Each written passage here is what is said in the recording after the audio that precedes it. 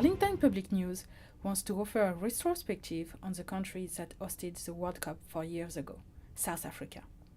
Today, we are talking with Mary Tiseo, Executive Director at South Africa Partners. When I've been going, I go 3 or 4 times a year to South Africa for work.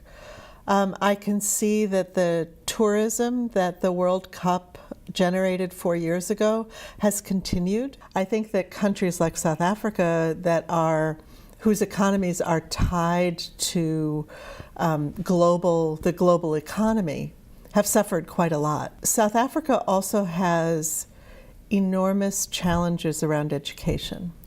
I would say, in talking to people in South Africa and from our own experience working there, that's probably the biggest challenge that South Africa has right now.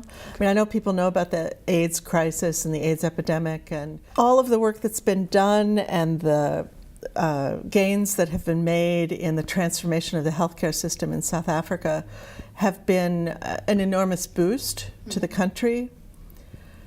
But there aren't, in the education system, that same level of transformation has not happened.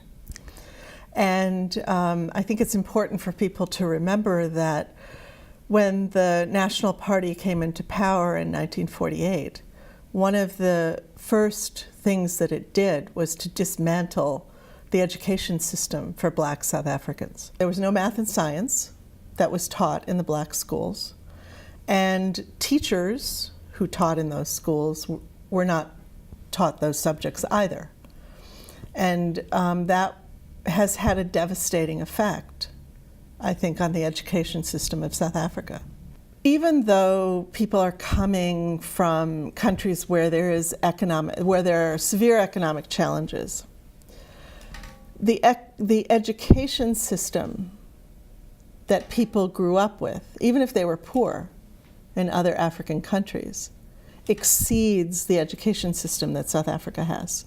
What do you do to address this situation? We incorporated in 1997, started working in 1998, understanding that Nelson Mandela's release from prison and didn't mean that suddenly South Africa was going to be a free and democratic country. And we just felt like it was going to take a few more years than that. And we wanted to keep people engaged. We felt like there are enough similarities between the United States and South Africa and our racial and political history that we share.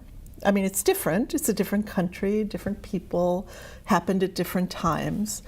But one can see the similarities between the two countries.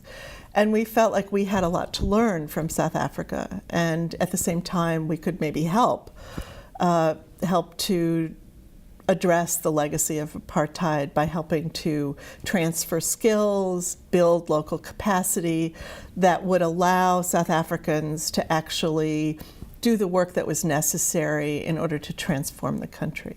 Mary, what would you recommend to anyone who wants to get involved?